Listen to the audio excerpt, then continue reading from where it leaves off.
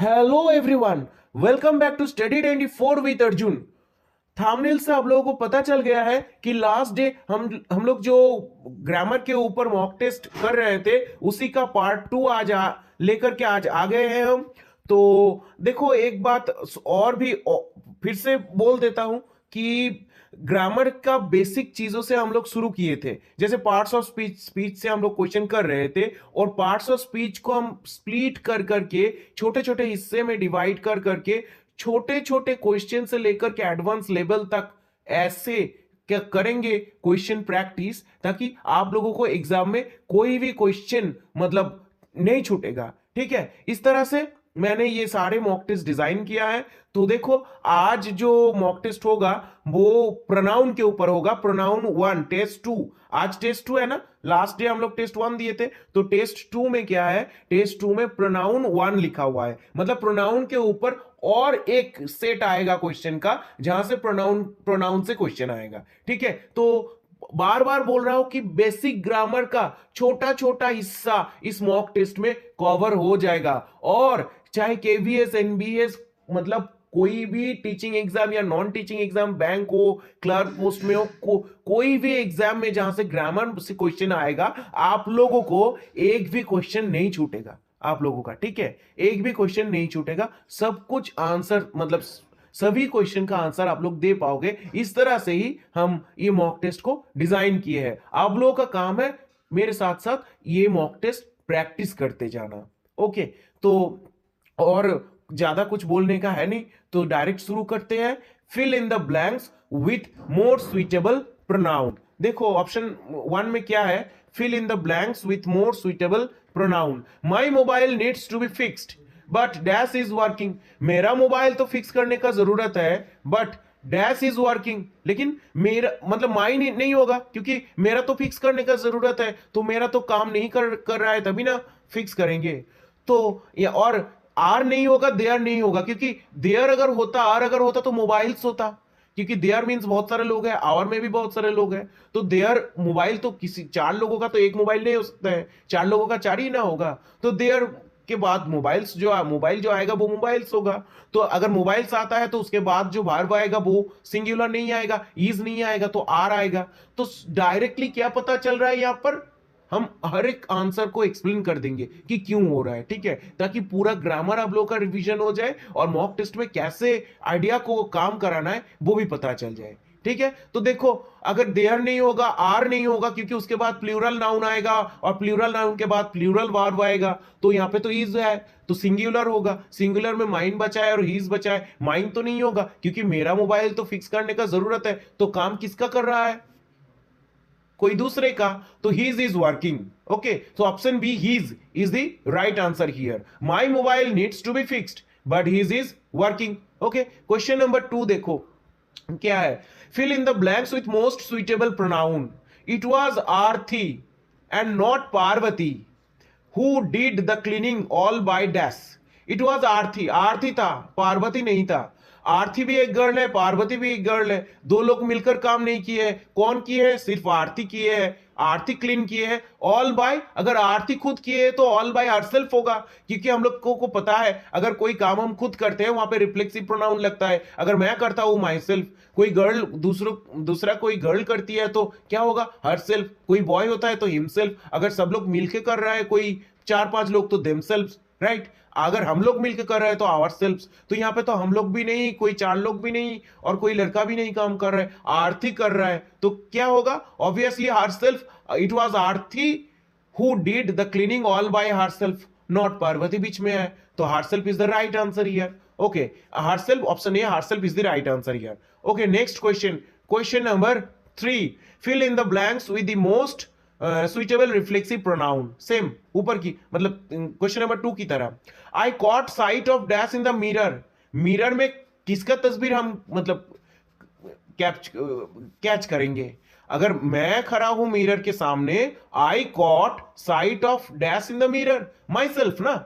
आई होगा तो किसका मतलब मैं किसका, कोई दूसरों के लिए तो मैं सेल्फ नहीं यूज करूंगा, सेल्फ तो खुद के लिए यूज करूंगा। तो रिफ्लेक्सिव प्रोनाउन है और आई सब्जेक्ट है, तो किसके लिए सेल्फ यूज करेगा, खुद के लिए। तो क्या होगा, आई caught the site of my self in the mirror, I caught the site of my self in the mirror, मैंने खुद का ही तस्वीर मिरर में देखा है ना। Next question number 4, fill in the blanks most suitable reflexive pronoun. I introduced, अगर मैं इंट्रोड्यूस करवा रहा हूं, मतलब मैं किसको इंट्रोड्यूस करूंगा, खुद को ही ना, तो I introduced again myself, option C myself to my new neighbour, मेरा जो न्यू नेबर है उसके साथ मैंने खुद को इंट्रोड्यूस किया। आई इंट्रोड्यूस्ड माई सेल्फ, क्योंकि मैं इंट्रोड्यूस कर रहा हूं, रिफ्लेक्सिव प्रोनाउन है, तो किसको इंट्रोड्यूस करूंगा, खुद को ही, है ना। किसी और को भी कर सकता हूं, लेकिन रिफ्लेक्सिव प्रोनाउन तो किसी और के लिए होगा नहीं, क्योंकि रिफ्लेक्सिव प्रोनाउन तो होता ही किसी जो व्यक्ति होगा वो खुद के लिए यूज करेंगे। अगर कोई गर्ल है तो हरसेल्फ होगा, कोई बॉय है तो हिमसेल्फ होगा। अगर मैं आई खुद के बारे में बता रहा हूं तो माई सेल्फ होगा। I introduced myself to my new neighbour, option C myself is the right answer here. Okay, next, fill in the blanks with the most suitable relative pronoun. Relative pronoun मतलब क्या होता है, जो pronoun मतलब एक noun को दूसरे noun के साथ रिलेशन, दूसरे नाउन के साथ क्या रिलेशन है वो समझा रहा है। रिलेशन अगर मेक कर रहा है, रिलेशन बिल्ड कर रहा है कोई प्रोनाउन, मतलब एक एग्जांपल से समझाते हैं। सपोज एक नया गर्ल है स्कूल में जो कि बहुत इंटेलिजेंट है और मैं एक टीचर हूं, और जिसका पेरेंट्स मतलब हमसे मिलने आए हैं, तो देखो the girl whose parents have come to meet me is intelligent. The girl whose parents, girl जिसका पेरेंट्स है ना, the girl whose parents, the girl जिसकी पेरेंट्स, मतलब the girl whose parents have come to meet me, या the boy whose parents have come to meet me is intelligent, है ना। तो जो बॉय है जिसका पेरेंट्स आया है मुझसे मिलने के लिए, वो बहुत इंटेलिजेंट है। तो हुज वर्ड, हुज पेरेंट्स किसके लिए यूज हुआ, बॉय के लिए, और ये हुज वर्ड किसके साथ, किसका रिलेशन प्रिपेयर किया, बॉय के साथ, उसकी पेरेंट्स के साथ, बॉय के साथ उसका पेरेंट्स का रिलेशन प्रिपेयर किया। द बॉय हुज पेरेंट्स, है ना, बॉय जिसका पेरेंट्स आया था। तो ये whose word, whose pronoun, whose किसके साथ किसका रिलेशनशिप प्रिपेयर किया, बॉय के साथ उसके पेरेंट्स का, मतलब समझा दिया हम लोगों को, जिसका पेरेंट्स आया था मिलने इज इंटेलिजेंट। तो ये हुज प्रोनाउन किसके लिए यूज हुआ, बॉय के लिए। हुज हो गया एक रिलेटिव प्रोनाउन, क्योंकि ये रिलेशन बिल्ड कर रहा है दोनों के बीच में, ठीक है। यहां पे सेम होगा यहाँ पे। The house whose windows are open is beautiful. The house whose windows, the house जिस हाउस का विंडो खुला हुआ है वो हाउस क्या है, ब्यूटीफुल है ना। तो option C whose is the correct in question number 5। Option C whose, the house whose windows are open is beautiful. Next, question number 6, fill in the blanks with suitable form of subject or personal pronoun. Subject क्या होता है, subject क्या होता है, जो person, हम लोग एक पर्सन है, खुद के लिए मैं यूज करता हूं आई, हम सब लोग के लिए वी, तुम सब लोग के लिए, आप सब लोग के लिए यू, है ना, वे सब लोगों के लिए दे। ऐसा ही ये आई, वी, यू, दे, ये ही, सी, इट, ये सब क्या है, पर्सनल प्रोनाउन है। और ये सब्जेक्ट भी होता है कोई भी सेंटेंस में। तो पर्सनल और सब्जेक्ट प्रोनाउंस देकर के ही ये ब्लैंक को फिल करना है। देखो, एंड्रयू इज अमेरिकन, एंड्रयू एक बॉय है, डैश इज नॉट फ्रेंच। अगर अमेरिकन है तो ऑब्वियसली बात है ना कि फ्रेंच नहीं होगा। तो एंड्रयू बॉय है, उसके लिए मतलब कौन सा पर्सनल प्रोनाउन यूज करेंगे, obviously he. Andrew is American, he is not French, right. Next, fill in the blanks with suitable form of subject. He मतलब क्वेश्चन नंबर 6 में option A he is the right answer. Next, question number 7, fill in the blanks with suitable form of subject or personal pronouns. Brett Lee is American too. He is not German. Here option A, he is the right answer. Brett Lee American है लेकिन वो German नहीं है। Brett Lee भी American है लेकिन वो German नहीं है ना। तो ये रिलेटेड था क्वेश्चन 6 और 7। Next, question 8।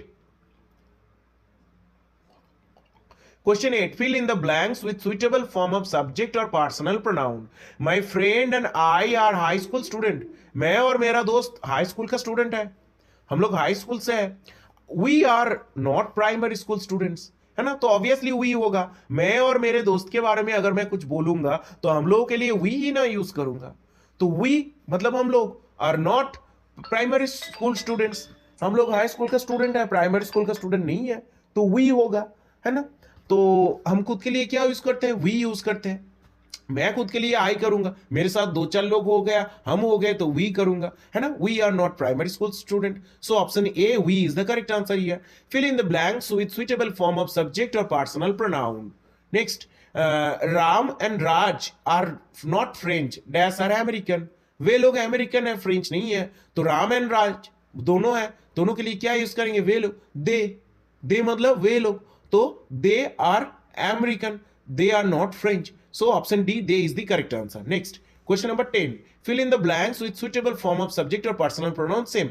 The Statue of Liberty is in New York. अगर देखो Statue of Liberty तो कोई इंसान नहीं है, सो इंसान वाला प्रोनाउन नहीं यूज करेंगे। Statue of Liberty क्या है, एक मोनूमेंट है, इसके लिए हम क्या यूज कर सकते हैं, it is not in Washington. अगर वो न्यूयॉर्क में है तो वाशिंगटन में नहीं होगा, जाहिर सी बात है। The Statue of Liberty is in New York, it is not in Washington. So Statue of Liberty के लिए क्या पर्सनल प्रोनाउन यूज किया हम, it. Option C, it is the right answer.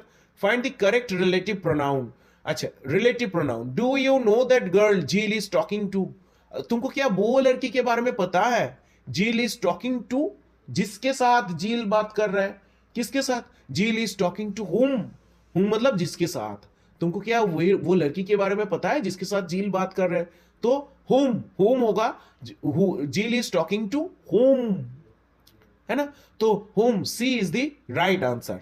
Option C, whom is the right answer. Okay, next question number 12, the suitable relative pronoun in the given sentence. देखो, a girl was injured in the accident, she is in hospital now.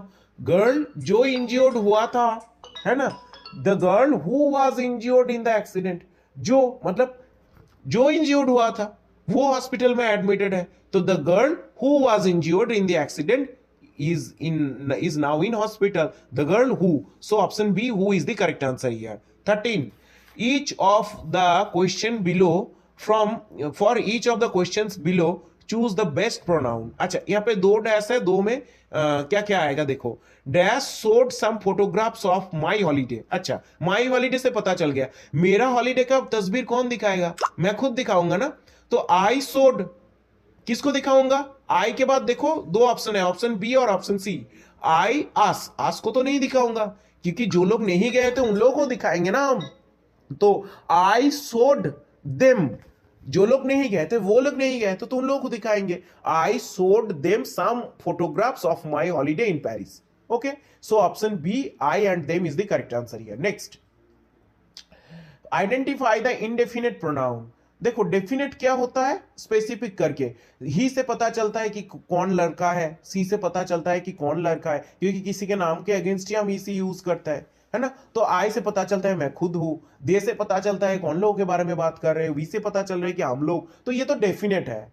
तो दे और them तो दे से आ रहा है, ये तो definite है। हु से हु भी डेफिनेट है। देखो, थोड़ी ही देर में मतलब क्वेश्चन नंबर 12 में क्या था, अ गर्ल हु वाज इंज्यूर्ड, जो गर्ल इंज्योर हुए थे, तो हु वाज इंज्योर्ड, ही से पता चल रहा है कौन, जो गर्ल इंज्योर्ड हुए थे एक्सीडेंट में। तो हु भी डेफिनेटली बता रहा है कि कौन, तो हु भी डेफिनेट है। डेफिनेट कौन नहीं है, एनीवन डेफिनेट। एनीवन मतलब कोई भी हो सकता है, एनीवन इंडेफिनेट है, डेफिनेट नहीं है। एनीवन मतलब कोई भी हो सकता है, एनीवन कैन कम।